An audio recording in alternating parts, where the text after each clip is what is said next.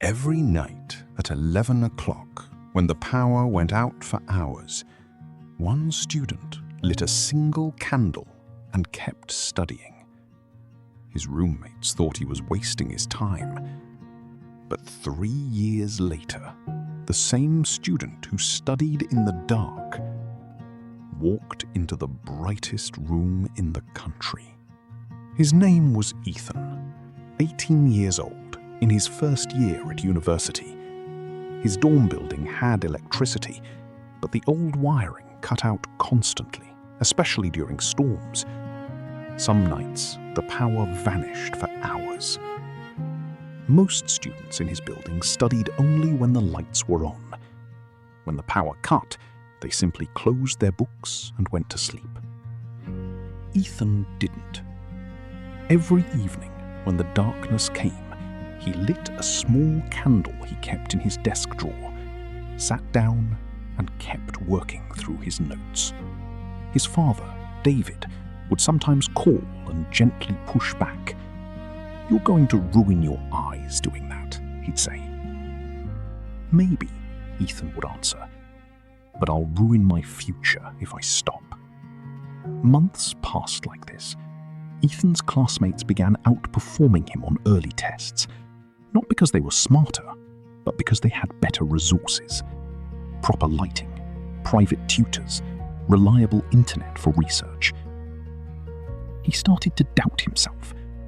One test came back with a low mark, red ink circling 3 wrong answers. He sat outside that night, candle unlit, staring at nothing. His older cousin, Marcus, found him there. "Why bother?" Ethan finally said. "Everyone else has everything I don't. I'm just wasting candles."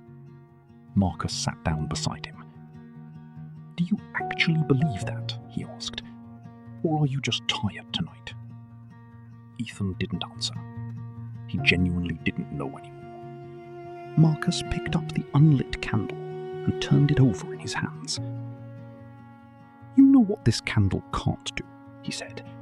"It can't make you smarter than anyone else. But you know what it can do? It can prove something no test score ever will." "What's that?" Ethan asked. "That you'll still show up," Marcus said. "Even when nobody's watching. Even when conditions are unfair. Even when it would be easier to just close the book and sleep. That's not about intelligence, Ethan. That's about who you're becoming."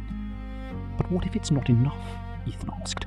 "What if I study every single night and it still doesn't work?"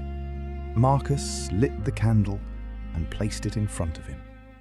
"Then at least you'll know it wasn't because you gave up first." Something shifted in Ethan that night. He stopped comparing his circumstances to everyone else's. He simply focused on one small, controllable thing: showing up every single evening, candlelight or not. Month 1, his marks barely moved. He kept lighting the candle anyway. Month 3, he started noticing something odd. The same chapters he'd once found impossible now felt familiar. Repetition, even slow repetition, was working. Month 6, his professor pulled him aside after class. "Your last 3 papers have been excellent," she said. "What changed?"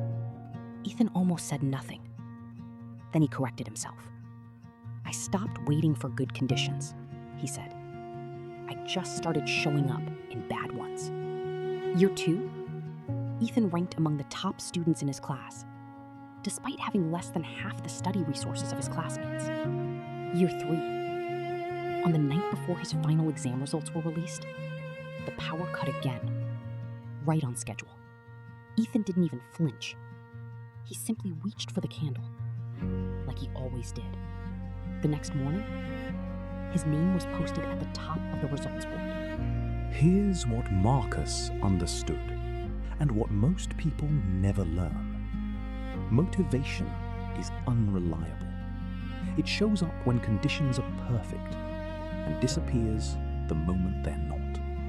But discipline, built under hard conditions, becomes unbreakable in easy ones. The students who succeed aren't always the most naturally gifted. They're the ones who kept their promise to themselves on the nights nobody would have blamed them for quitting. Your circumstances were never the real test. Your consistency was. Years later, as a university graduate with reliable electricity, a proper desk, and every resource he once lacked, Ethan still kept an old candle on his shelf. A younger cousin, preparing for his own university entrance, once asked him why. Ethan smiled. "It reminds me," he said, "that the version of me who had nothing still refused to quit. If he could do it in the dark, I have no excuse in the light. If tonight